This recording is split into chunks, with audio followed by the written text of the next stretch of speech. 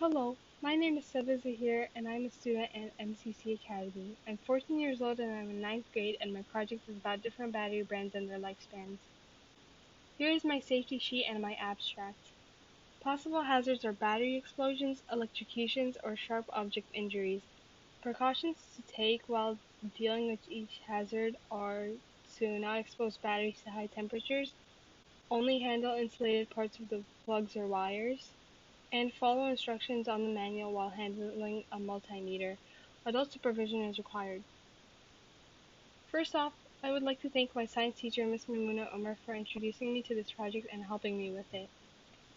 Next, I want to thank my English teacher, Ms. Al-Masri, for helping me with my research. I would also like to thank my parents for helping me gather the materials I needed for my experiment and for helping me figure out how to work some items within the process. I also want to thank my friend Mehreen Sayed for helping me with Google Spreadsheets.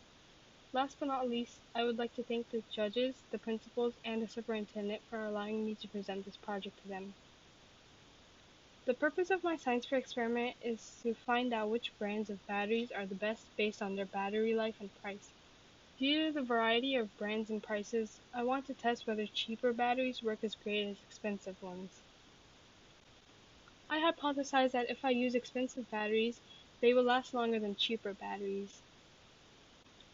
Since there are multiple types of batteries out there, the wide variety narrows down into two main types: non-rechargeable batteries and rechargeable batteries. Out of those many versions of batteries, rechargeable and non-rechargeable batteries are common in lithium-ion and lithium-ion polymer batteries.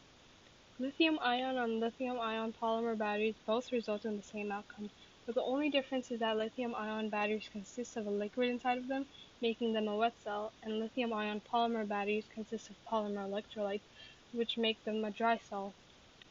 Between lithium batteries and other types of batteries, alkaline batteries are also frequently used. Alkaline batteries aren't rechargeable and they have smaller voltages, making them specifically for smaller devices, whilst lithium batteries and larger batteries are used for electronics and transportation. Every type of device is measured in multiple units of power, most frequently volts, watts, ohms, amps, and joules are used in everyday things.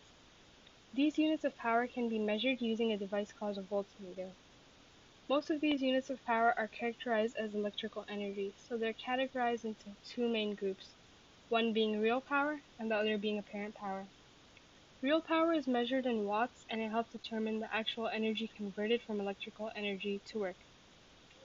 Apparent power is measured in volts and amps and it shows an estimate of power. My materials are AA batteries from two different brands, which were Gearsaw and eCircuit.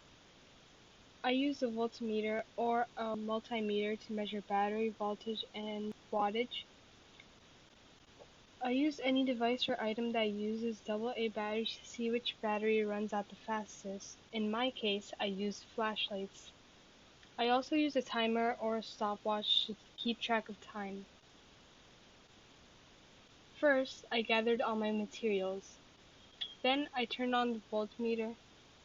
According to the instructions on the manual, I connected each probe to the sides of a battery.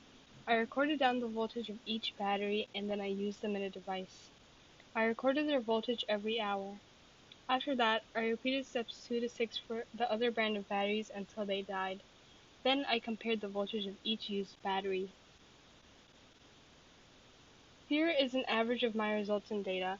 At the beginning of the test, Gearsaw averaged out to be 1.5 volts and eCircuit averaged to be 1.5 volts too.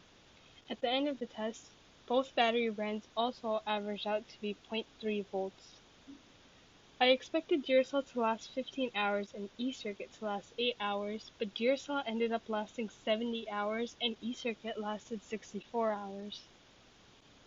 For trials 1, 2, and 3 of Gearsaw, the voltage at the beginning was 1.5 volts. For eCircuit, trials 1 and 3 both started at 1.5 volts, but trial 2 ended up starting at 1.6 volts.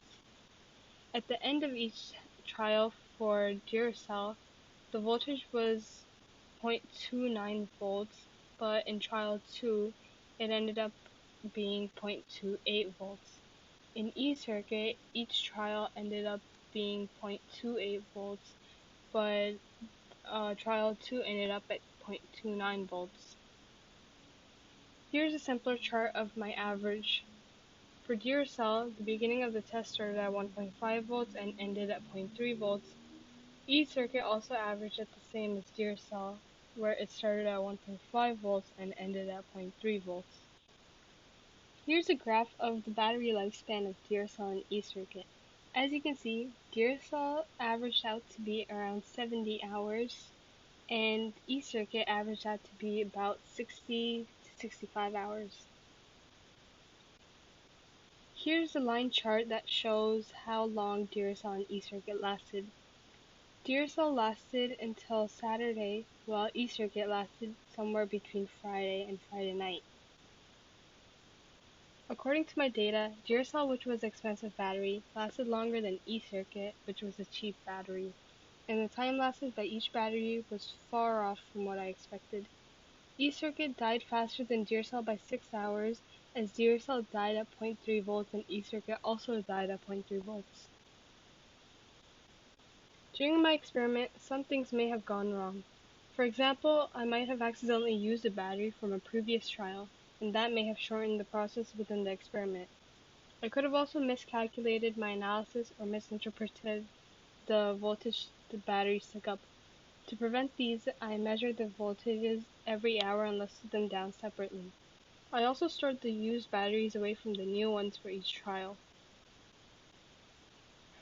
My independent variables were the types of batteries, the names of each individual batteries, the temperatures of batteries, the amount of batteries, and the physical appearances of batteries. My dependent variables were battery charges and battery usages. My constant variables were the amount of time used on the batteries and the charge of the batteries at the beginning of the experiment. My controlled variable was a generic brand of the battery, which was Duracell. As the objective of my experiment was to figure out whether cheap batteries worked as well as expensive batteries, I hypothesized that expensive batteries would last longer than cheaper batteries, and from my observations, I would like to prove my hypothesis correct. Due to the difference in the amount of charge within the actual battery, cheap batteries may not have enough charge as expensive batteries do, but they may have more voltage, so cheap batteries may tend to last less than expensive batteries do. Within my experiment, I checked the voltage of each battery every hour and so, and it dropped by 1/100 of a volt. Although the cheap batteries had a higher voltage in the beginning of the experiment, both batteries went at the same voltage all the time, and there was a 0.04 to 0.05 volt difference between them. From my experiment, I have learned that expensive batteries are of more benefit than cheap batteries. From this information, I can decide whether I should spend more or less money on buying batteries. I have also learned how to store batteries when they have been used so that I do not face any hazards. I recommend that buying expensive batteries will be of use rather than buying cheap batteries if you are going for flashlights or low voltage devices. If you are using batteries on devices such as game controllers or digital cameras, expensive batteries such as Duracell will still last longer than cheaper batteries such as E-Circuit. Here is my literature cited.